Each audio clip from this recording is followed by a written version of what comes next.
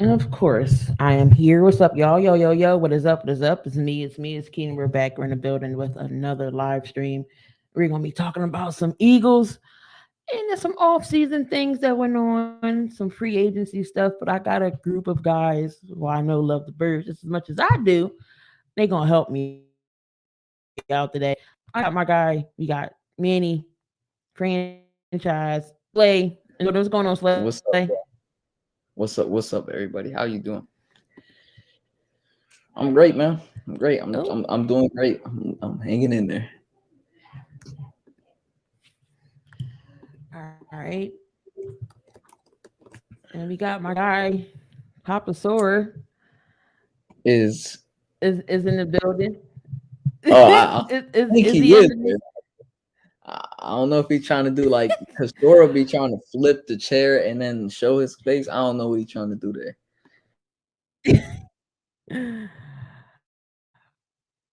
We got my guy, Coach Dante, is in the building. What's going on, Coach? What's good, Coach? What's good? What's good? What's good? What's And I got, good? and last but not least, what's going on, man? What's good, everybody? Apologies for no camera. I'm chefing it up in the kitchen at the moment. Y'all can What's see it. good, man? Just chefing it up in the kitchen at the moment. What's good, Vic? How you doing, man? Chilling, chilling. What's good with everybody, man? What's good? What's good? Doing great, man.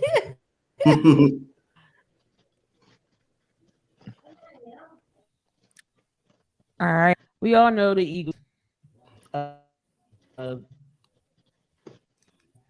But first thing on the what was on last season? And I'm going to start with Dante. Oh, what was the question? You said thoughts on last year. That was a question. Thoughts on last year? Okay. Yes. Well, thoughts on last year. I thought the Eagles did a very good job last year. I thought they kind of, you can be honest, you can say they kind of, overachieved. They kind of overachieved. Their goal. Last year's goal, year before last, they made it to the playoffs when they weren't supposed to be in the playoffs. So now everybody knew their job. Now that since they got AJ Brown from last year, Kenny Gainwell getting better, Jalen Hurts, getting these weapons, and especially AJ Brown was the thing that kind of moved the needle for, the Eagles and adding CJ Gardner Johnson. So they overachieved, went to the Super Bowl. We knew they could get to the NFC Championship game. We knew they had the potential there. But I thought the Eagles did well. Jalen Hurts took another step up. You can argue he could have been an MVP of the league. AJ Brown was phenomenal. The defense was okay in certain spurts. Other than that, I thought it was a successful year for the Philadelphia Eagles. Now the plan is to get back. The plan is to try to get back. And now it's a lot of NFC teams is going to try to knock off the Eagles. But the Eagles, they lost a lot of pieces this offseason. They also kept a lot of pieces as well. But you can expect them to be in the same position next year, at least NFC Championship or NFC Championship at best. But again, successful season for the Eagles, though. But it was kind of overachieving year. But again, Jalen Hurts being a better quarterback, AJ Brown being with the Eagles, and the defensive line stepping up. Hey, I'll say, man, it was a good season for the Eagles. Slay, what you think? Yeah, it was a great season for us. I mean, I get it. We I said lost. they lost people. I didn't say they lose a lot. I said they lost people. I didn't say they lost a lot of people. Yeah, we lost the Super Bowl, of course. Sucks. Yeah, we definitely could have won it, but we can't look back at the past. We got to look forward to the future. But like looking back at last season, it was a really good season for us. I mean, any team that gets to the Super Bowl, they have to do something right, and we definitely did a lot of things right. We had the pieces who our defense last year. I mean, we didn't play a lot of great quarterback talent, but we still had a good defense on paper and throughout the season. We had a historical great offense. And we lost pieces, that's for sure. Like 10 guys, I think. I'm not 10, but like 8, including the coaching staff, because you got Shane and Jonathan. But it was a good season. I'll put it like that. Vic, what you think about this season? Last season. Thoughts? I think when we looked at the season before, we wanted progression. We looked at Nick Sirianni in his first year with Jonathan Gannon. Jonathan Gannon, out of everyone in the coaching staff, probably had the worst performance out of everyone. We had a lot of issues with our defense, a lot of up and downs. But the one thing we just wanted to see was them just do, better than what they did the year before. We all just thought, hey, one playoff game, if we could win a playoff game, show better, have a better record than we had the season before, we'd be in a good position. But we excel. Now, Coach said, we played, higher than what we thought. I think when draft came around and that trade for AJ came through, I think expectations had changed. I think it was like, all right, listen, we have something here. We might be able to win it all. Like, it was a thought. We all knew when Jason Kelsey, he was planning retirement. And the one thing that brought him back was the fact of how young this team was and the fact that this team could, fight for a chance to play in the Super Bowl. So when the season happened, again, a lot of what happened was very unexpected. But at the same time, we knew in the back of our minds that, this team had the potential to do it. Now, did we think that it would happen the way it did play out? No. No one thought that we'd be in the Super Bowl. I don't think anyone would think that we would be in the Super Bowl. No one thought that Jalen was going to have the amazing season that he did have. Again, we thought we were looking for steady progression, but it was just, we got leaps and bounds better. From one year, we just came into the first time coaching. We got into the first round of the playoffs. We get bounced out by the Bucks. Then the next year we go in, like I said, we're in the Super Bowl. We're playing against the Chiefs. Now, we all know what happened. There's a lot of issue, a lot of controversy. People talk about the officiating. People talk about the field. People talk about the play. But at the end of the day, the Eagles did not win that Super Bowl game. They played good. There were some costly mistakes, 2 fumbles that could have turned that game around. But we can't look, like Slay said, we can't look at the past. We can only focus on what the future is. And right now it looks pretty good. I know there's been a lot of signings. There's been a lot of people that we've lost. But all in all, I think, Howie's done a good job last year, and he's starting to do a good job this year. Facts. I agree. Yeah. Back to the chicken. 1 second. Sorry. Your thoughts on last season? I think it was definitely better than most people expected. Kind of like what Vic said. I don't think there were a lot of people that could have said, oh, yeah, Eagles will go into the Super Bowl. I had known once we got A.J. Brown, Jalen Hurts was going to take that next step. Because, you see it. You kind of just see it all the time with every receiver. Kyler Murray, he needs D-Hop. If he doesn't have D-Hop, we've all seen what he's like. He's not, which is a completely different discussion. Everybody knows I cannot stand Kyler Murray. He's got the talent, all that. This isn't about Kyler Murray. Anyways, you've seen it kind of with that. When D-Hop gets taken away, you see his production drop. Yes, Hurts had Devontae Smith 2 years ago in his rookie season. It was also his rookie. You can't really expect him to kind of be your main weapon, which he was a little bit. And again, when your other guy is Jalen Reagor, that's just an entire different discussion. But we've also seen in the past with Jalen Hurts, you can go back to Bama. You can look at his receivers like Jerry Jeudy. Who else did he have? Like Henry Ruggs, all those guys. But go back to Oklahoma, the main one, with CeeDee Lamb, who was not the big physical like DK Metcalf, but when he's able to the receiver that puts his body on the line, I guess is an okay way to say it, but he's the physical receiver. He may not be the biggest dude, which AJ Brown and DK Metcalf are both big dudes. He may not be the tallest dude, but he's a very physical receiver, which is something I feel every quarterback needs. And that's what you saw with Jalen Hurts. Once they got AJ Brown, you knew that was going to be a key part to unlocking kind of more progress in Jalen Hurts. Everybody has their opinion on Jonathan Gannon. You love him, you hate him, whatever, he's gone. Defense did look good for majority, obviously in the biggest game of the season.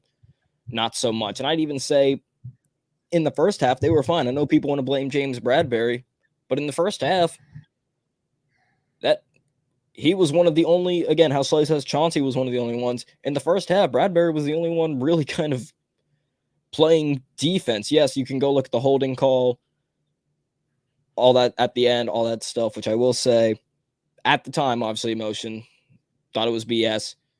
I can respect the fact that he being Bradbury said, it was on me, take full responsibility.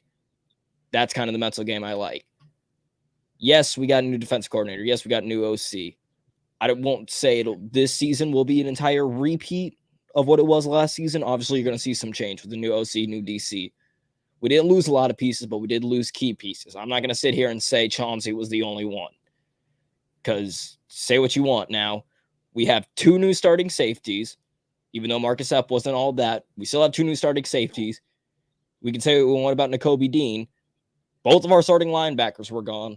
One of our big pieces, which opened up a lot of room for guys like Fletch and Hassan Reddick, and Javon Hargrave is gone. Yes, you drafted Jordan Davis to replace them, but now that's another depth piece that you got to add. So while we may not have lost big pieces, we did lose pieces. We can't just sit here and act like Chauncey was the only one that we lost when there were other big pieces. All right, so segue into the next segment since Sawyer brought up the pieces. Free agency. Like you said, we lost some people.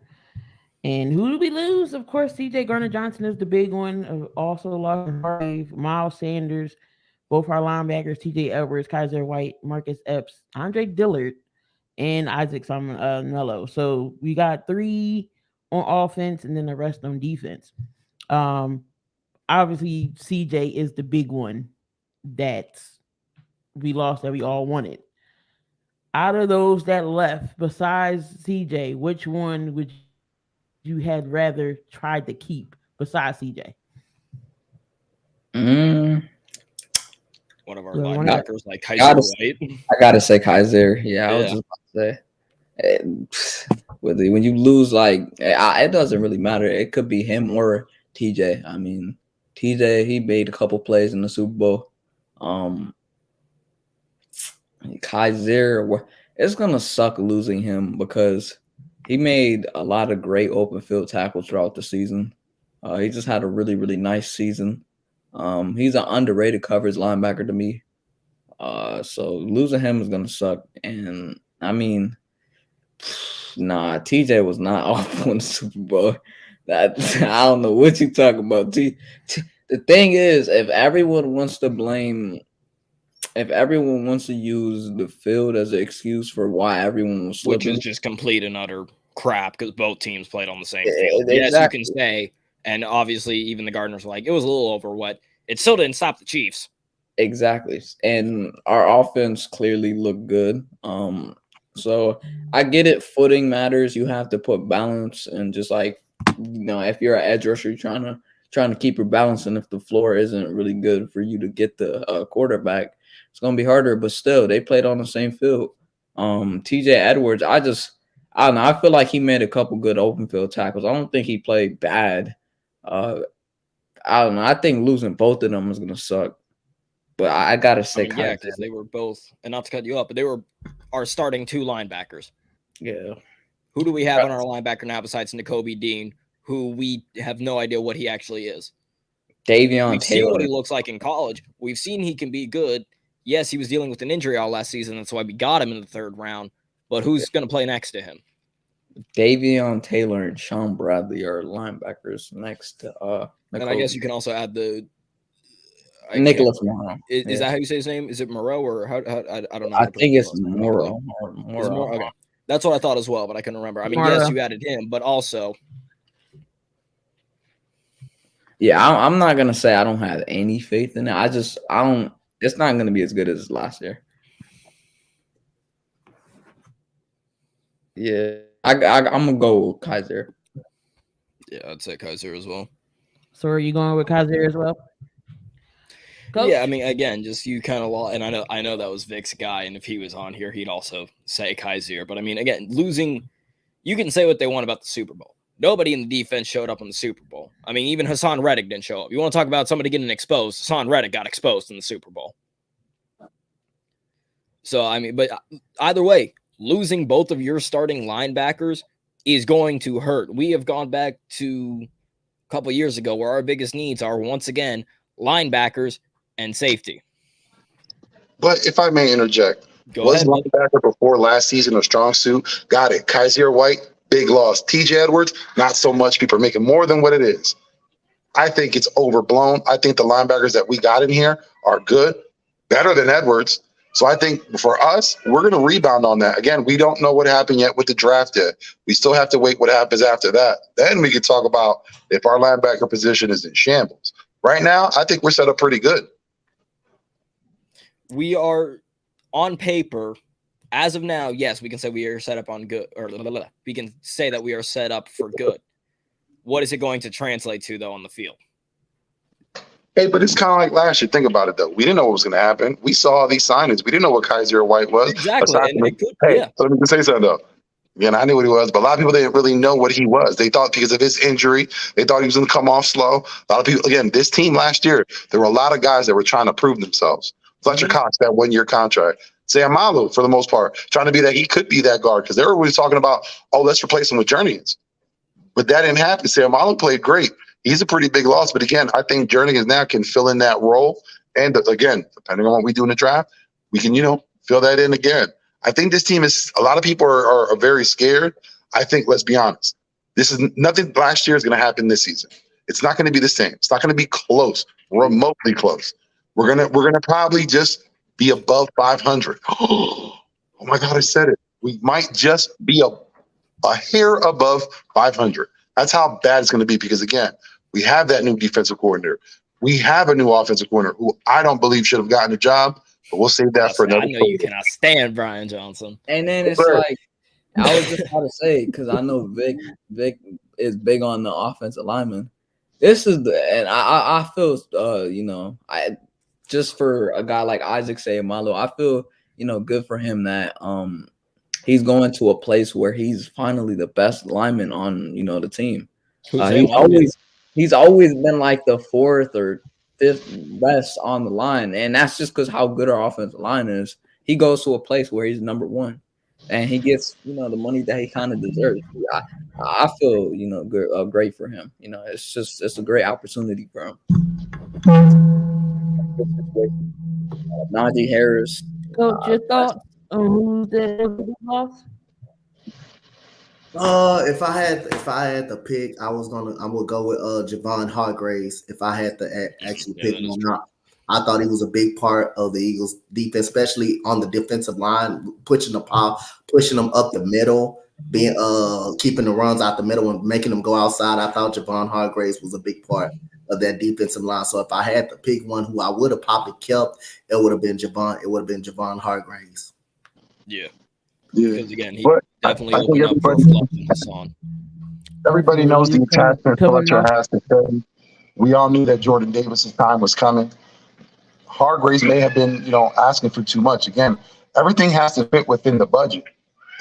We had a great team that fit in the budget because of the 1-year deals.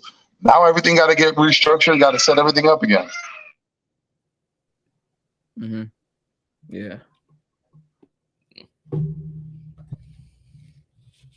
I do miss Kaiser White just because of his tackling ability. I believe he led the Eagles team with tackles. But we got to see what Nakobe Dean can do now, and we got to find another linebacker. The Eagles have $13 million left. Do you think they can possibly pick up somebody else? I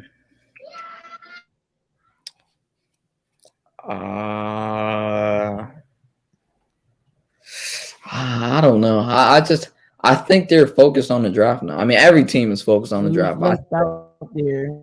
Yeah, there's not really anything out there that I think is gonna strike Howie Roseman's attention. I think we're just trying to add more depth. Get the 53 right.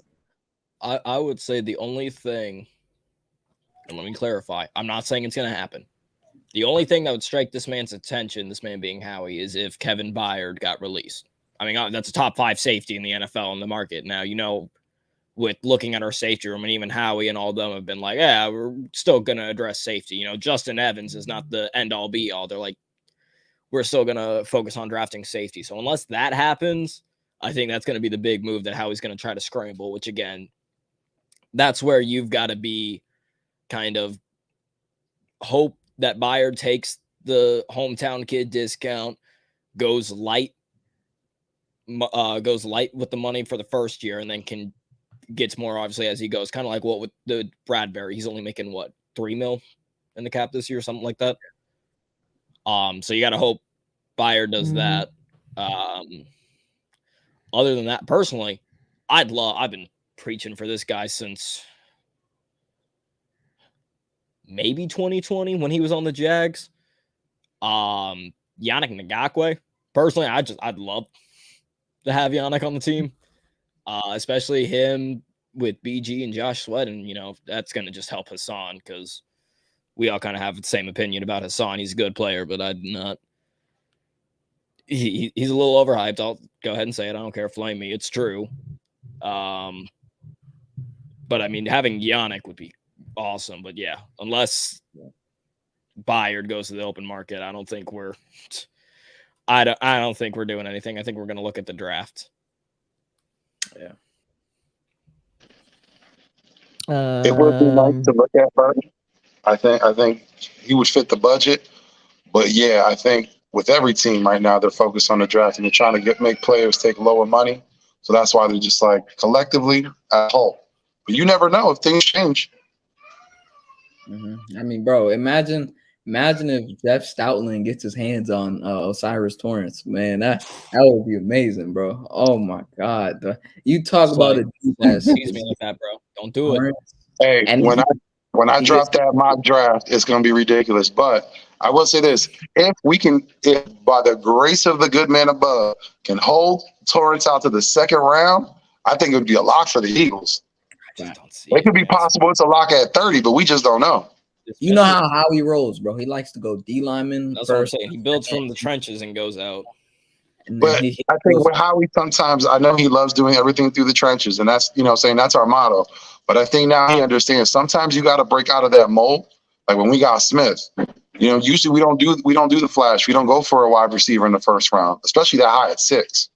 So I think sometimes he understands that you got to break that mold in order to get further along. I think he might do that this year. I know everybody's talking about B.J. Robinson at number 10, which is, I think that might be a little too much for us. But if at 30, listen, that's pretty much a lock in my eyes. Who, B.J.? At 30, if he's still available at 30, it's a wrap. Like, I think, to me, I feel like you could go 1A, 1B with him and Muhammad. I know Dante, he got Muhammad. I don't think it is. I'm with him. I don't think it is a 1A. I feel like it's 1A, 1B. I feel like you could put Muhammad over Ibrahim, or not over Ibrahim, over. You gonna put him over himself? you could put either one over each other. They're really good. But it's not them specific, not just even them two. Like this class is very talented at running back. Nice. You can wait into the second, third round and still get a good running back. It isn't just those two, Muhammad Ibrahim or Bijan Robinson. They're not set in stone. Mm-hmm. Yeah, they have visits, but again, they're not set. You never know if they like the guy from UCLA, Charbonnet. Yeah, Zach Charbonnet. I mean, that's what you want to talk about waiting until the second round. That's usually when Eagles strike on running backs. So, like at 62, if Zach Charbonnet is there, that's my lock-in pick right there. You know why? He got ties to the Eagles being a former, Chip Kelly protege. Yo, you know who I want, man? Chris Rodriguez, lock it into the Eagles, bro. That is my guy, bro. Get this man to right now, bro. Well, I'm a fan. I'm a fan of Rodriguez too. I don't care that he played for Kentucky. Your love for him is just funny sometimes because there are guys where I'm like, I don't know if I'd rank them over, and you're like, no, trust me, bro. I'm like, well, he runs like a bowling ball. Like he runs so damn hard. Why do you think I called them the Kentucky Rodriguezes? Oh, facts. Will Levis didn't do anything for that team. It was all Chris Rodriguez. Yep. He's one of the reasons why Will Levis is looked at as the number one, quarterback in some eyes. None of them here. But you know me, I don't talk much about Rodriguez because I'm biased. I think it'd be awesome for Philadelphia to have a Puerto Rican player You know what I'm saying? The kid is an amazing player at Kentucky. You know, he handles his own. He's a grown man. I think it would be a great fit for Philadelphia, but we'll see, man. It's going to be very interesting. Mm-hmm. Yeah. Yeah, again, I mean, it's the same way how kind of So we did re-sign Kelsey.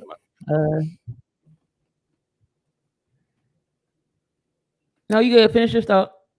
No, I was just gonna say it was the same way kind of how with the Chris Rodriguez made Will Levis. It's the same thing with Addison with Pickett.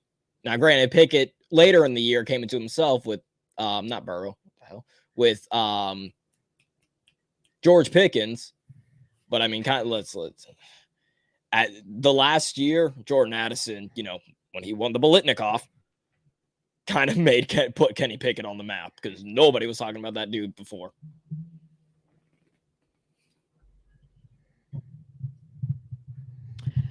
All right, so we did manage to keep Jason Kelsey and only took a shot this time and not a keg. Darius Slay scared us all.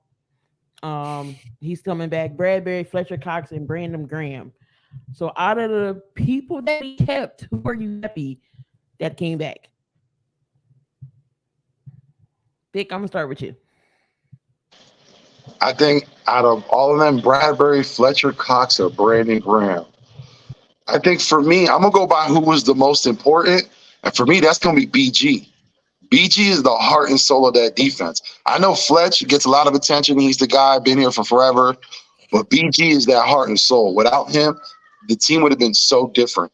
It wouldn't have felt the same. When a lot of teams, you know, a lot of players come to Philadelphia, they talk about that family environment. A lot of that's set by BG. So I think he was the most important to get back here. Mm-hmm. Yeah, I agree. I think because you talk about how good the D-line was.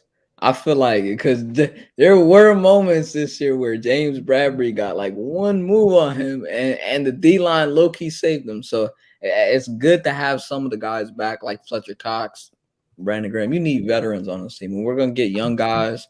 I expect us to get defensive linemen. But like you said, we need the heart and souls of our defense, the guys that have been here the longest, just to teach them. And I think if we get, you know, Fletch and BG back, like which we did, it's going to be very impactful for the young guys because you've seen how it helped out Jordan Davis last year.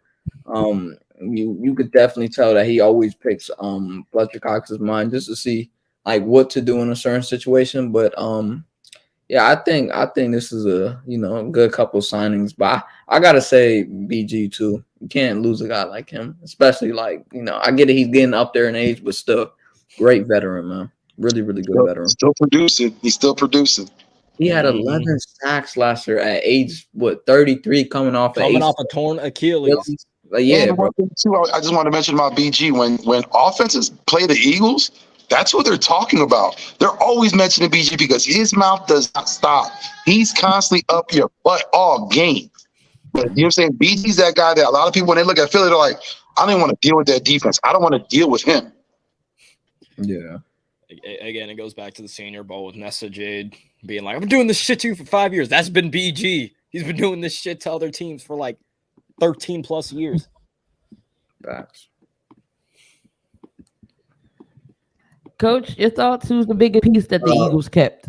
I'm gonna have to agree with Slay and Vic, but I also think bringing Darius Slay back is big too. I also think bringing him a part of the secondary, bringing him back is big too. But BG, a guy like that, you don't want to let go. A mentor, a leader in the locker room to keep everything going. And, someone that can help out a young player when they come in on the defensive line. I think you need a person like that, a part of the locker room. You want to always try to keep a person like that in the locker room to be a mentor. So I think bringing BG back is real special. And I think Darius Slay coming back is huge too. Yeah. Facts. CB1, man. Man, he almost had to do rebranding. I'm definitely going to go with Kelsey. Kelsey is general on that offensive line. Even though I know he scouted Jernigan's and he's going to be right there with him, but bringing back Kelsey, that was big because he's the heart and soul of that offensive line, and for we all know how Jason Kelsey plays. So I'm I'll go with Kelsey on that one. All right. Switching over things here. Draft needs. Besides, we need safety, need linebacker. Give me y'all numbers 10 and 30. What Eagles do?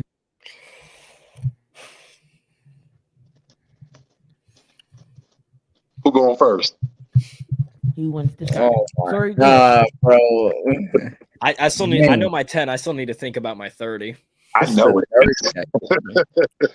I still need to think about my 30. It's the 30, bro. Like I know 10. It's just, and then it's like with 10, I don't know if I want to trade back or not because I don't know, because now you look at what we did at corner. We added some guys to that, like depth. We got Maddox still there, of course, Slade, JB, and then we added Greedy. I don't know if he might play safety or not. I think Greedy's mainly corner. That's what he played in college. Yeah, I mean, I would like to see what he would do at safety, but it'd be interesting. With the 10th pick, I kind of want to trade back to like the mid first round. What you say? What you just say? Trade back. If Devin Witherspoon is there at 10, if I'm the Eagles, I'm taking him off the board. If Devin Witherspoon is there at 10, if Witherspoon is off the board, Coach, that is literally my 10th pick. And if he's on the board, I'm getting him. We made so many moves. Trying Greedy at safety. I'm trying Devin Witherspoon at safety. Listen, we made so many moves to maintain 2 draft picks in 2 back-to-back years. We're not going to go just trade it away for nothing. The only way that I see that possibly happening is if it's something that's maybe any 2 to 3 moves back and it guarantees us a first-round pick, that we're just like, yeah, we're going to get a good pick like we did with New Orleans. We knew when New Orleans gave us that pick, we were going to be something good. Yeah. That would be the only way. But listen, we ain't trading back right now. Man, let's say on the pick. Let's say we go down to like 16, 17. The guy we want is still there. And then we get a first. 16 is dealing with the Commanders. I mean, yeah. You really want to flirt with Destiny there? 15. Let's go back to 15 and then get a first next year. I wouldn't mind that. I mean, I hope a defensive tackle would probably still be there because not even a tackle because we already got Fletch and Davis, but I don't know what's gonna happen with Fletch next year. We might need to shore up the position, and you never know how we might want to get another guy. Williams, you got him too. Also depends on what happens with Carter, but yeah, I mean, I wouldn't mind taking anyone at the 10th pick. It'd be a good player. If it's Witherspoon, if he's there, I'm taking him. But I just don't see how a dude of his caliber gets developed for 2 years and not plays like the first or second year. Because you still got JB and Slade. I mean, yes, but also look at his frame. Tell me that doesn't scream safety to you. Who, Withers? Yeah. But when you say you got Slade, you can't say you have Slade because we only have Slade for this year. That's it. This is the end of Darius Slade. This is his farewell tour. There are no more re-signings. There ain't going to be an extension. That's it. He's only here for this year. So whoever we're getting is for him to take under 1 year, tutelage, what do you want to call it, internship, apprenticeship, and then be the starter next season. Mm-hmm. I mean, plus you got to also look at with with Bradbury and Slay. Both Slay's already in his 30s. He's like 32, 33. Yeah. Bradbury will be 30 at the starting season. Granted, both can still play. However, you got to look at injuries. We've seen times where there have been Darius Slay's limping, but because Slay being Slay, he continues playing. Mm-hmm. And again, that's part of the I feel like that was part of the Greedy signing as well, for also kind of learning under tutelage. But let's also remember, Chauncey started off as a safety. The Saints saw him in as a slot. That worked well for him.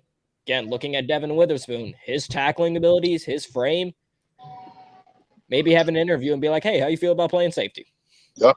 Well, I think with Greedy's that projection. Like, let's see if we can make it our number one. If not, then we're gonna have a solid number two because that Bradbury contract is just a 2-year deal.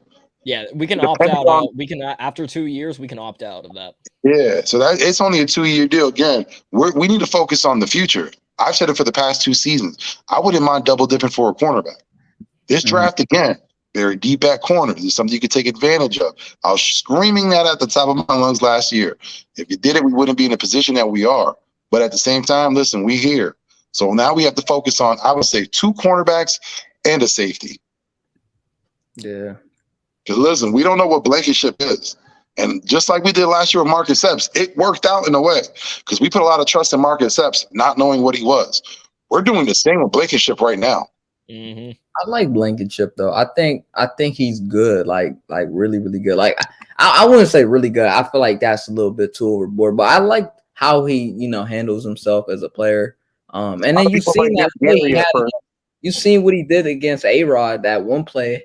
That's a veteran, one of the best quarterbacks ever, and he's a rookie safety. Reading the quarterback's eyes like that. I don't know. He had some games where he just made a couple really nice open field tackles. I don't know. Maybe it's the thing with safeties. Some safeties, when you put them in a nickel against like a top end receiver, and then you line them up right there, sometimes it's not the greatest. But if you put them on, where they are supposed to be a safety, just let them go open field. I'm telling you, bro, this dude, we might have something there. I don't know. I would like to experiment that out a little bit because it's a 4-3 defense. So I don't know, like decide, is he like 3 safeties, 2? We didn't even talk about that. The fact that our defense is going to change. Yeah. We went from a multi-hybrid defense because for one season, we wanted to get everything together. Now, like you just said, now we're back to the 4-3. Now, what's this coach's philosophy? What is he all about? Because we have no clue whatsoever. We're not going to know anything, even during training camp. This team might look trash, and it was like, oh, we don't know what we're doing. And as the season starts, you might see something get better. But it's going to be rough next year, man. There's a lot of ifs. Yeah, facts. So, Coach, who you taking in with pick 10 and 30? Who I'm taking at 10 and 30, I'll take Devin Weatherspoon at 30. At 30, if you want to gamble for a running back at 30, I think that's clearly a great option. If you want to gamble for a running back, so I say corner and running back. A guy who I could see how we taking it at 10. If he's there, I wouldn't be surprised if he took Brian Brissy from Clemson. He just seems like a Howie guy. Like I don't. Well, yeah, it's the trenches. You know Howie's philosophy. You said it earlier. Start from the trenches, work from there. But would he focus on a defensive end? Because you got to think about it. We got Sweat. We have Reddick. We got BG for 1 year. Now Sweat's signed for 2 more seasons after this one, so he's locked in. Reddick's locked in, so we have essentially no need for defensive end at the moment. I could say that would be something you want to focus on later in the rounds, but not anything on the first. If you do that in the first, that's crazy. That tells me someone's on the move. Also, I'm gonna tell you, I got a sleeper that the Eagles really could get. Brian Branch. I think he can be. Yes, sir. You have to put him at corner. You can put him at safety. Yes, sir. At 30, if you want him at 30, I think he's the there. Eagles can get him. So Brian Branch, I think he can be a sleeper from Alabama because he can play corner and safety, and you can also put him at safety if you want to. So that way you won't have to get another corner. So if you want to move back off that 10 pick, if you want to move back, then Brian Branch. If Brian Branch there, if I'm the Eagles, I'm taking him. He can play corner and safety at Alabama. He can play both, and you can slide him at safety. And just have Bradbury and Slate. You'll still have Bradbury and Slate, but I wouldn't be surprised if how we went with Jair Brown from Penn State in like the 3rd or later rounds. And I know Vic, he's a Penn State whatnot, but if we get him, I would not be mad at all. You're speaking to my heart right now, but I agree with everything Coach says. The first time, I think if available, Weatherspoon's that guy you have to get. There is no if, ands, or buts about it. If he's available, you got to grab him up. At number 30, again, if available, Bijan Robinson. Take care of that running back position. A lot of people are trashing the kid. I don't get it. I don't get where the trash talk comes from. Because during the season, he was Himothy. Now he is. I'm telling you, bro. A lot of people say, again, I don't believe with the transcendental. Every year there's someone that transcends the game. It's always the same stuff. But if he's someone that could be a difference maker, listen, the Eagles need to get him. Or if not, like Coach said, man, Branch. He's that guy. He's that position of need at safety. He's the best one in the draft right now. So, yeah, those 3 picks I would go for. I think he is a difference maker. I think Bijan, when he gets one cut, bro, it's really hard to stop him. I'm talking about a power back. I know we have Rashad Penny, but the guy's often injured. It's nothing that his fault. Yeah. Listen, you get Bijan Penny, and then you talk about Gainwell? Woo! Yeah. It's like, this is my thing. I wouldn't be mad if we took him at 30 if he was still there, because, like, you got to think of it this way. He's a difference maker. And then it's like, I just want to see how this dude is with our offensive line. And then him and Jalen, like, oh, my God, that is nasty. Like, yeah, but look around our division. Everyone has their running back set. Dallas has Pollard. They knew that was his back for the past 3 seasons. New York has their back in Barkley. Yeah. Hey, the Commanders got their guys. We're the only ones left out with no running back for the most part. Again, I know everyone goes to Rashad Penny, but that was just, like I said, a 1-year signing. I don't really see him doing much for the team. Mm-hmm. Yeah. And talk about our guys that we signed. Of course, we got Nicholas Morrow, linebacker spot, Grady Williams. Who else did we get? Oregon's finest, Marcus Mariota. No, I forget who we got. Hey, talk about it, though. Oregon's finest. It took 8 years. Again.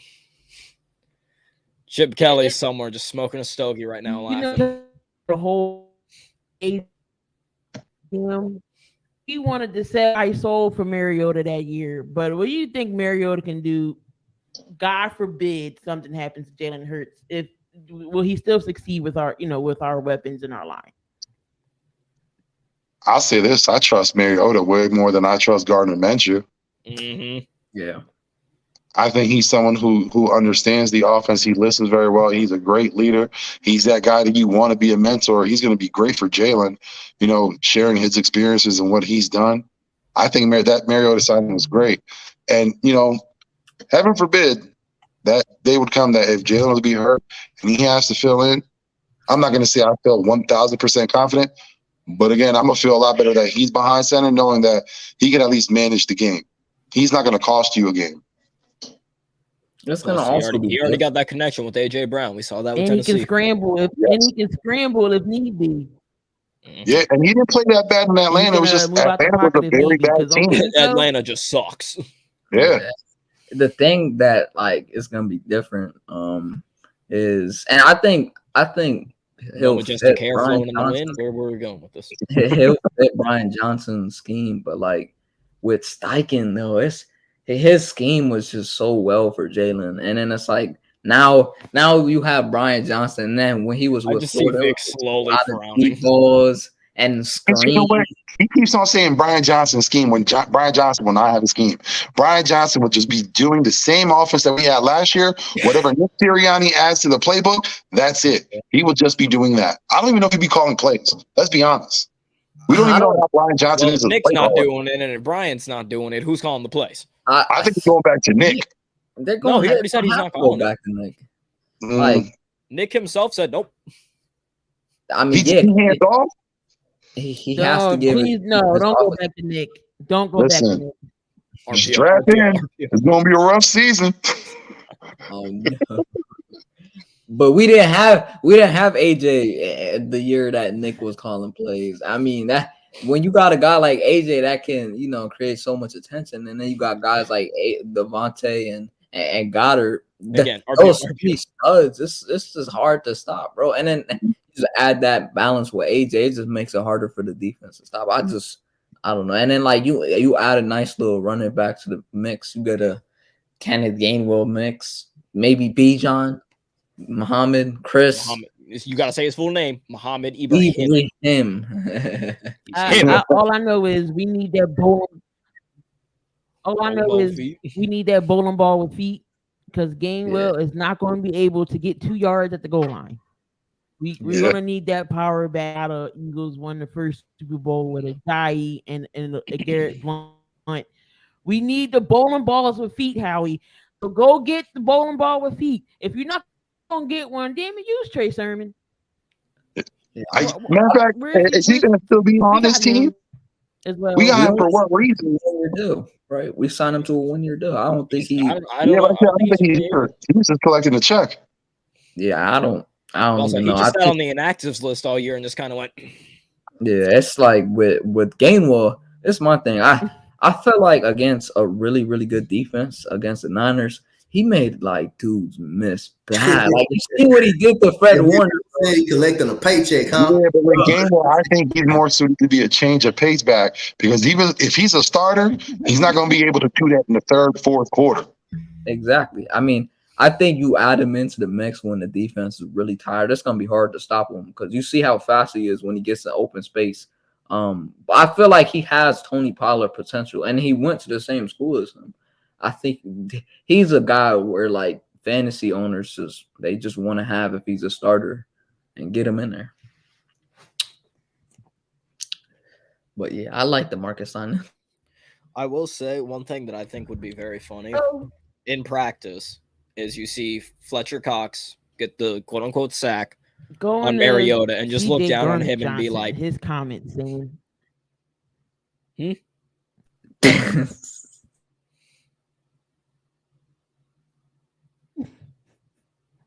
all right. And Fletcher CJ gets Garner Johnson. All right, never mind. Just go ahead. Never mind. My bad, sir. CJ Garner Johnson, you know, he's going to sign that 1-year deal with the Lions, where apparently Howie offered them some money and he wanted to turn it down. But he did go say that the Lions have better players. What do y'all think about that comment or what he said? Is he being bitter? Is he being petty now that he's gone and now he can talk? Like, what's on Johnson? I mean, you know CJ is this type of person, man. You knew he would say something. What would a player say? Like, let's say you put like AJ, or like let's say you take Smitty and put him on a different team. He gonna rock out with this team, bro. Like that's what you're supposed to do. Like you're not supposed to say that team is better than my team, the team that I'm officially on. Because you're on this team right now. You can't just say stuff like, I get it, they were in the Super Bowl, but of course he's gonna say that. Like he plays for them right now. Like you knew he was gonna say something like that. And it's just bittersweet because like of what's happening lately with Chauncey and stuff. I mean, like right now he's getting a bad rap in Philly. And I mean it's the whole contract thing, but like it sucks to have him gone. Miss him, man. Oh, we know. You went on a Twitter tear. You were in your feelings. You was Fam, you were playing Brian McKnight every time he tweeted. Feelings. Again, I was just in the background. All I heard was "In my solitude." That was you, bro. It's like solitude, man. I don't know, bro. His tweets, he's been tweeting and then deleting. I don't know what's going on with him. Like you've been following Hard Body. He's been on a tirade on Twitter and then just like deleting all of his posts. I don't get it, man. He's still doing it too. Like Chauncey needs to just trademark this tweet has been deleted. Yeah, he's a good troll. I'm not gonna lie. Like he's good at stuff like that. Man, if there was a job for trolling, like he would get paid big time, bro. Yeah, Johnson, man. Stop the cap. Stop it. You know what this is? You know what it reminds me of? Like on both sides, the Philadelphia fans and for Chauncey, it's like a bad breakup. Yeah, you know, like Chauncey got with a girl that's just ugly as hell, but trying to say she's still that bad one. when he know he just left a 10 and got with a 6. And then she a broke 6. She's in Detroit. Don't no one want to be with a girl from Detroit. But, he's doing his best to put some lipsticks on that pig. But he said it himself. If you listen to the interview, what was the first thing he said is, I needed someone to get me fast because he knew he made a mistake. And he knew if he went back to the Eagles would drop that asking price because it went from $8 million. I guarantee you probably went to like 6.5 because he messed up and he knew the only other team was his good friend Aaron Glenn could help him out and get him a deal at Detroit, which was for pretty much the same amount of money that he got in Philadelphia. But it all depends because they put escalators in his contract. So that $8 million ain't really $8 million. Yeah, and then it's like with Detroit, is he saying like this year's Detroit team is better than our Super Bowl team? He better not be saying this year or last year because I don't know if he remembered because he was in the game. We beat the Lions. At that, the Lions didn't make the playoffs. So what is he talking about? Yeah, I mean, the Lions got a good squad. They're building. They got potential. I'll put it like this. They got potential. They got potential to be something good. And they weren't bad last year. They had their moments and whatnot throughout the season, but they're still a team that's just trending in the right direction. With our team last year, that was set up to be a Super Bowl roster. Like we were beating teams by like 40. Like it was crazy, bro. Our team last year was just really, really talented. And yeah, I don't agree with him on that. I just feel like because he's on the team now, he's gonna say that team is better than our Super Bowl squad, which is it's not better, man. Stop the cap, bro. Like Vic said, that's cap. It's just like you should have just stopped them right there and be like, receiver, you may have an argument, but other than that, what you got? Man, at that point, that's just where you pull. That's where somebody just reaches over, just pulls the plug on the mic, and be like, technical difficulties. I mean, how long is St. Brown gonna be there? I don't think he's gonna be there forever. St. Brown, no. What position? What position do they even have a beat? The thing is, though, who all on that team really is kind of locked in as your number one wide receiver? Right now, it's St. Brown, who's still on his rookie contract. I mean, who really is your clear, quote unquote, number one in Detroit? J-Mo's gonna be one next year. I'm telling you, bro. He's gonna move into that one. Look, I was a fan of. I don't know about moving into the one, but he'll be a dope too. Nah, bro. I feel like I'm gonna be the two. Manny on this one. Manny and I disagree a lot. There are videos, but I gotta agree with Manny on this one. J-Mo is gonna cook next year, bro. You're gonna see it firsthand, Vic. That dude is nice, bro. He would have got picked a lot sooner if he did not get injured. Right. What you think about it, Coach? All right. I want to see it. Oh yeah, my Oh yeah. So what I was thinking about, like I say, he's supposed to say those comments. I mean, you're supposed to have confidence in the team. That you are actually around all of a sudden. And he left Philadelphia because he was seeking out a better deal. I don't think the Eagles were willing to pay that deal that he was asking for, or many other teams, but the Detroit Lions. So other than that, man, like I say, they do got a promising secondary though. They do got some promise at that secondary spot. They did just amp Cam Sutton as well to help that secondary out. But they got some potential. They got hella potential. I'm not saying they're better than the Eagles because I don't think so. But they do got some potential, and you can expect them probably to probably win a division next year. Win a division now that Aaron Rodgers won't be playing in Green Bay next year. Won't be playing another game in Green Bay at all. So you can probably pencil them and probably Chicago as the number 1 and 2 team in that division.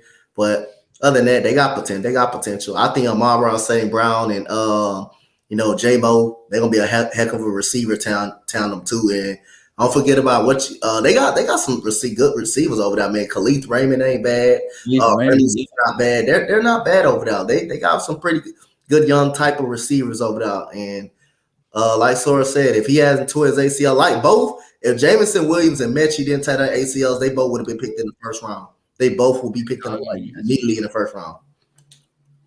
They also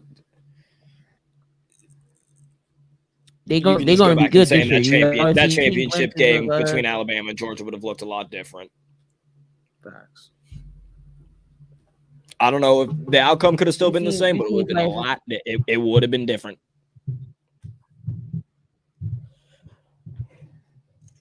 We've seen flashes of Williams, the Lions, and we all know is Mechie coming back for y'all, Dante? Yeah, he'll be ready. I'm He'll be ready in so training camp excited in to see Mechie OTAs. play. Yeah, he'll be ready. I'm so excited for that, man. I'm excited. The fan base excited for him. The fan base is real happy. They real happy for what we did. But like I say again, I want to see it I want to see everything on the field. Just can't wait to see what we're gonna do in the draft. But everything is looking upward. Know that D'Amico Ryans is in the building, so everything's looking up right now. All right. So depending on what we do in the draft, free agents, see how can the Eagles bounce back? Slay. I think with a good bounce back, I feel like, we just with the draft, you have to get a couple really nice players. And this draft class is really deep with talent. I know everyone's looking at quarterbacks and whatnot, of course, with the top end teams like the Panthers. I know they had like 12 people at CJ Stroud's pro day that's literally giving you a claimer that he might go there. I feel like they'll do that with all of them.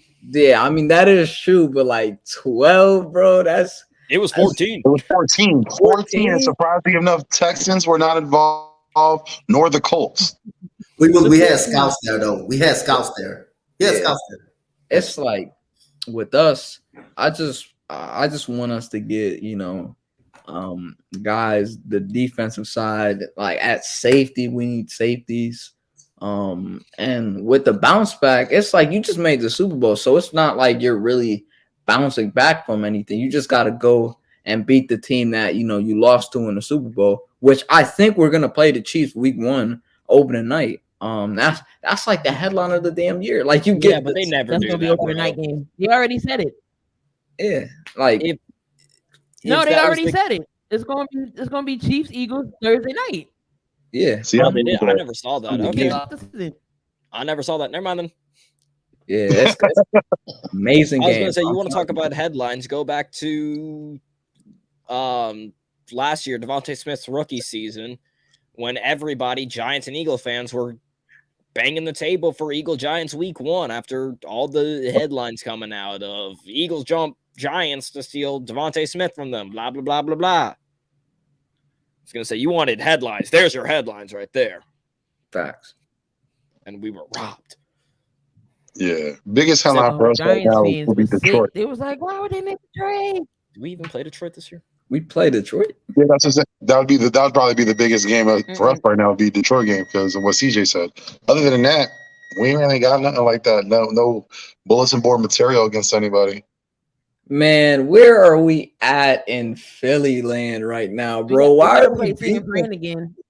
Why are we beefing with damn Detroit fans? Man, I see a couple people on Twitter, Eagles fans, talking about some. And when we play Detroit, we're gonna destroy them. Like, I don't even got hate for Detroit, bro. It's just like now with the whole bittersweet because Chauncey left. We don't even play Detroit. I told you, man. It's like that breakup thing, man. Yeah. Philly's looking at him like, yo, my ex is out with someone else, man. I'm hating on my ex right now. Like, people need to stop it. Like, a decision was made. He tried to get more money. It didn't work out. He had to move on. We moved on. So it was amicable. We both said, you know what? Thank you for your service this year. Yeah, you got paid. So, you know what I'm saying? We wish to have you back, but you didn't feel that way, so long. Now, again, I want all these Eagles fans to keep that same energy next season, though, when he's back up for a deal, and Philly could be a possible landing spot. Mm-hmm. Yeah, facts. Facts. Yeah, we don't even play Detroit this year. You got the NFC West and the AFC West. Yeah, bro. We gotta play San Fran and Javon Hargrave. I want our revenge so bad on Kansas City, bro. It's crazy, bro. Like, first game, Hassan Reddick better redeem him damn self, because when we play Kansas City in Kansas City, I don't want to hear nothing about no field, bro. He better get at least one sack, bro. Well, with the field thing, I'm gonna say this though. it is kind of bananas for you to have a brand new field that was not tested and you decide to do it for the Super Bowl, the biggest game of the year. Not only that, what a lot of people don't know is the reason why Kansas City was able to get the right footwork is because they've already worked on that field before. So that wasn't cool. A lot of people were like, oh, you can't put the field in. You kind of put an argument. I'm not saying you should because, again, the game was played. We lost. It is what it is. But when you're talking about that field, yeah, there was a lot of fishy things going along. Again, I don't think that they should have taken that and had the Super Bowl to be the test site for that field. That's something you do during the season, not during the biggest game, the most televised game of the year. I think that was just plain stupid. I think I agree with you on that. It's the Super Bowl.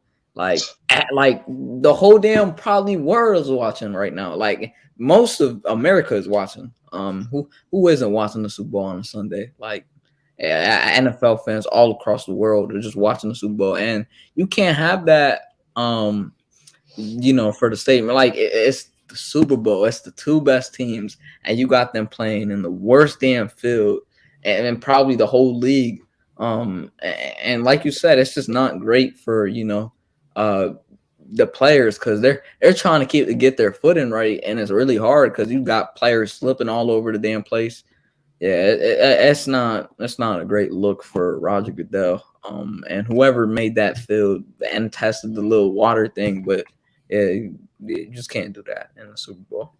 One thing they need to stop doing is messing with these fields. Again, you got to get natural grass that prevents injury. We're all about preventing injury and get natural grass into play. Stop getting these fake AstroTurfs. It's not good for the game, and it's not good for the players. Mm-hmm. Yo, who's this Wade dude in the chat, bro? Hey, yo, who is this Wade dude in the chat, bro? Why are you trying to flame me, bro? I ain't no damn girl. Because I got the hair. It got to be the hair, bro. I think it's time to I might have to let it go in the summer. I don't know. My question is, man, why is he responding to That's this? Olivia, fam. That's Olivia. No, this is Olivia, bro. Yeah, it is Olivia. Nice try. Your jokes are bad. You should feel bad. Get that ass banned. Nah, coach, what you Mark ass bitch. What's going on? How you feel about the bounce back for like the Eagles if they could do it next year? I think they can do it. I definitely think they got the team to get back to where they supposed to be. I think they got the team to get to NFC Championship as well. But like I say, you overachieved the last 2 years. Now, like Vic said a few minutes ago, 30 minutes ago, that when you got AJ Brown, your expectations rolled up during that rose up. So it became Super Bowl. It became Super Bowl at the time. Now your job is to try to get back.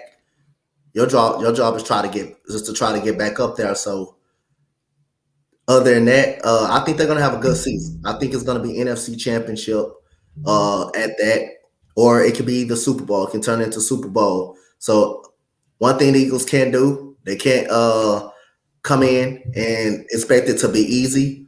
They gotta take every opponent serious on the field, and it's gonna be harder. It's gonna be harder because teams in the NFC are gonna be looking to knock the Eagles off now. Now the Eagles got the target on the back, and teams are gonna try to play much harder. But I think you can get back to the NFC Championship. I think it's potential. Get back to the NFC Championship and Super Bowl with the potential, with the right moves that can be made. Definitely agree with that. I feel like Howie still got something up his sleeve. We just don't know it yet. Yeah, because he shocked us all at the draft getting AJ Brown. So I just feel like he got something up his sleeve. But one more thing before we get on out of here, because unfortunately I gotta feed the man child. What's memory of 2022? I got it. I know there were a lot of them. I got one. Nick Sirianni showing that swagger and confidence on the sidelines. Talk about, I know what I'm doing. Come on, man. When we all heard that, we were like, okay, coach. I know you get brash at times, but now you out here. Nah. It gotta be Bro, it's so many, bro. I can't even choose one. It's You just got AJ whooping the Titans on the sideline. There's a lot of good memories. remember the Batman game against Washington week 3. Oh my god, bro. Devontae Smith killed them, bro. He killed them. Like that dude just any corner that faced them in that game was getting wrecked. I don't know. It's the Batman craze itself. The fact that all of Philly, you know what I'm saying, we all had that Batman craze. Everybody was repping it. You had skinny Batman, fat Batman, fast Batman. You had them all. Facts. I mean, I think the best game, like the best memory, just from last year, it gotta be the game against Minnesota. Like that game from like all different levels, we played really, really well from quarterback, of course, Hurts. He had probably his best game of the year, like overall wise, with his legs and his arm outside of the Super Bowl. In that game. And then you got the D-line, they had a good game in that game. And then Darius Slay, he had his best game of the season, locking down one of the best receivers in the game. That game is just that was a really good memory, and it was a lot of talk with Minnesota going into that week too. Yeah. A lot of talk before and talk about Minnesota Super Bowl contenders. They're pretty much a shoo-in. Best team in the NFC. Great coach. One of the best offenses, and none of that happened. Yes. You talk about one of the best receivers in the game. Not that day. Slay had him on lock. Yeah, I think that was probably the statement game for the Eagles. That was when, a lot of people are talking about all these other teams, but no one's mentioning us. And that's when we put the league on notice. Yes, sir, man. We really put the league on notice in that game, bro. It was so many. My favorite had to be Jason Kelsey in the end zone dancing with to Lil Durk. Yeah, that game. The hip sway or whatever. He was like, I don't know what I was doing. I was just copying Miles.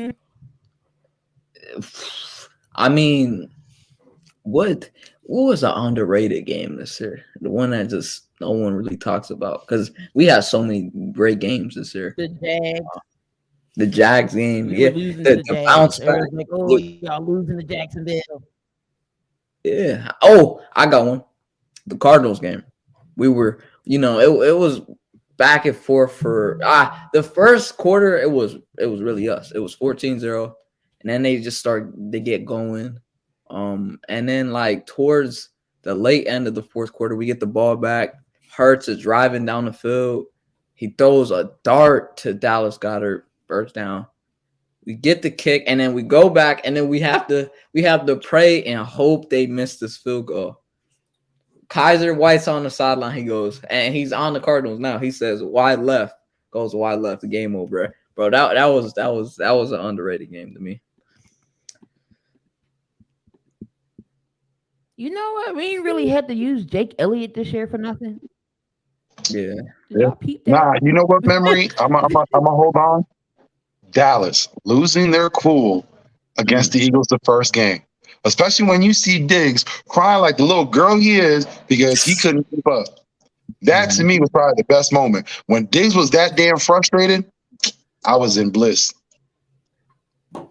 Yeah, my favorite moment is when AJ crazy on Tennessee, and the next day the GM got fired.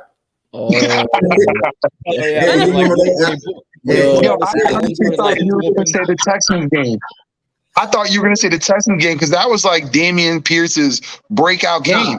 That was one of my favorites. Like I said, it's an Eagles, so I ain't gonna mention that. You gotta rep it though because they played well against us, man. Pierce. I know they did, and I know a lot of most Eagles fans. And I was on people live stream saying they were gonna beat us 50-0.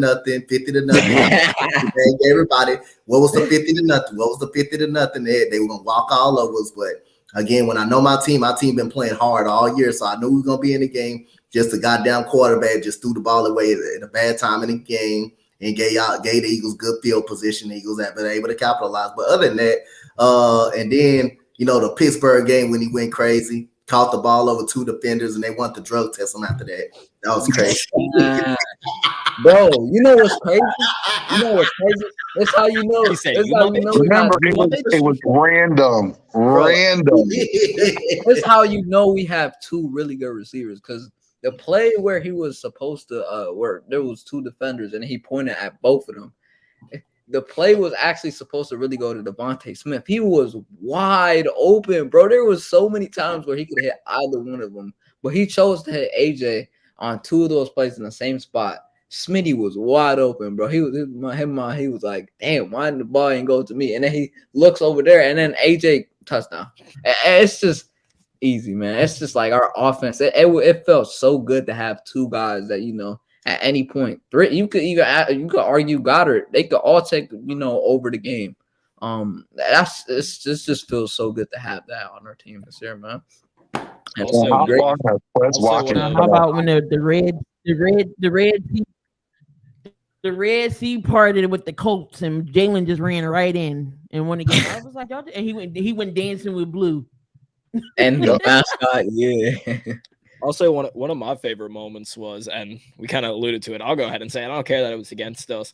That Dameon Pierce run, and that's not even what the best part about it was.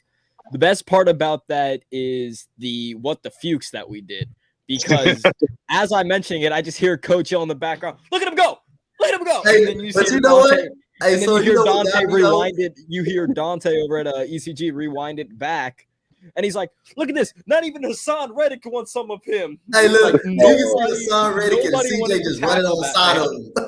You can see It's Hassan so Reddick. hard to say. You can see You know, Hassan it Reddick running on gotta the be side of him, hard. and you can see him just bump CJ by the way. Like That was one of the games where I was questioning Slay. Like Slay called CJ a good tackler. Really? Yeah, Bro, he's and 5'9", Hey, Big, you want to know part of that? Hey, Big, He you want gave to know him a part light of tap with the shoulder. He didn't even give him a full shoulder hit. and what's funny too is I even said on what the Fuchs, I was like, Chauncey, you played with him at Florida. You know you can't just go. Nah, I don't even want to hear anything, bro. That dude, it gotta be even harder to tackle him when you're in real life, bro. Because that dude run like a machine, bro. It's so hard. He got exposed that day. Both of them, a lot of them did. Everyone did, bro. No one touched him in that game for like the D line, and this was a part where, like, you know, you could tell that Jordan Davis was missed because he definitely ensures the middle of the defense line and whatnot. But you know, it just seemed like without him, everyone was just running up and down the field against us. Like that was basically our offense. I think I was more excited about that run than I was for the rest of the game. Like I was like, "That's cool that we won," but just looking back at that run, I was like, yeah, that's going on with the no one wanted a piece of him. It's just like if he got into open space, move. If you try touching me, I'm gonna move you out the way too. Like you saw what happened when again going back to another great what the Fuchs clip and another great. Both of my memories so far have been with the Texans. Dameon Pierce absolutely killed Malik Hooker. Oh no! And again, listening to Coach being like, "That man is dead." Yo, Coach. Remember that run against Jacksonville where he just everyone, bro? Oh my god, bro! And that boy about to draw the whole team into the end zone. He won it with what the angriest run. That was that game of the angriest run. He was about to drag all the people into the end zone. He runs like a bowling ball, bro. Like another one. Just I think it was the thing that Pierce didn't get the Rookie of the Year, nor did Chris Olave.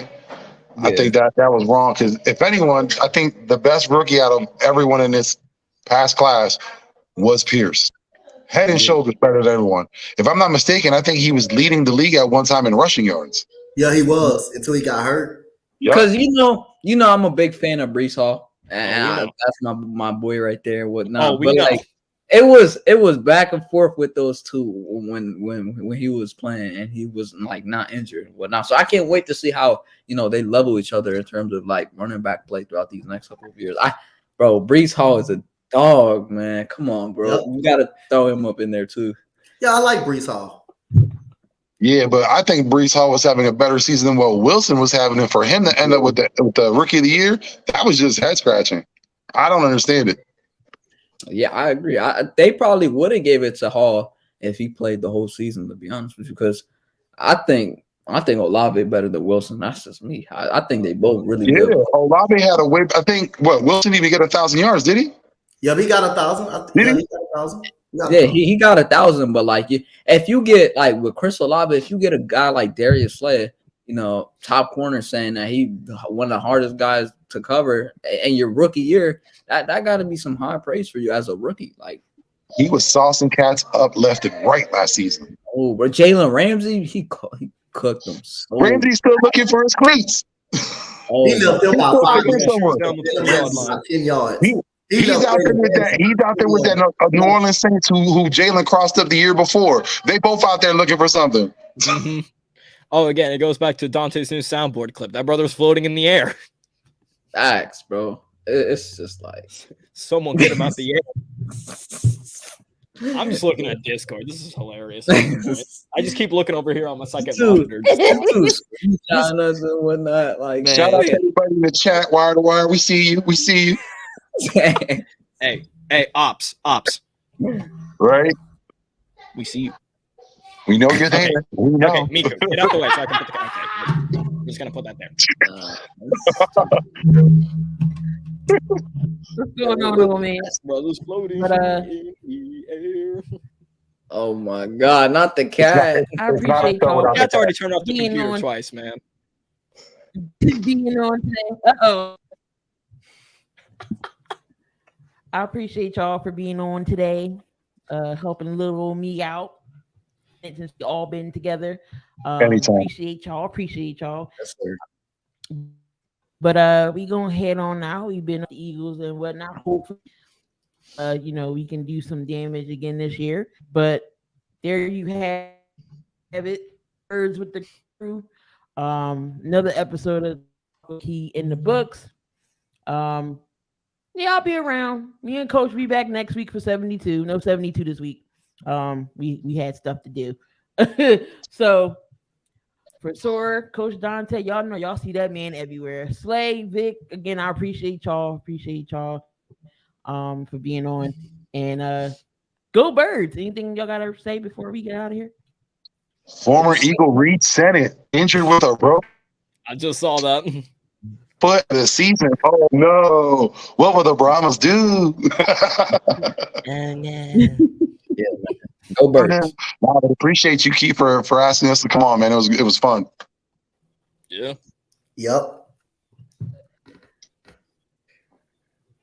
Even though Dante not a Eagles fan, but so I like having him on. You know, that's my dynamic duo. But we gonna get on out of here. Love, peace, and hair grease. And don't do nothing. If you're gonna do something stupid, don't do nothing I wouldn't do. But just do it safely if you are gonna do something. All right, that's my motto. We're gonna get on out of here. Later. Later, y'all. Have a good one.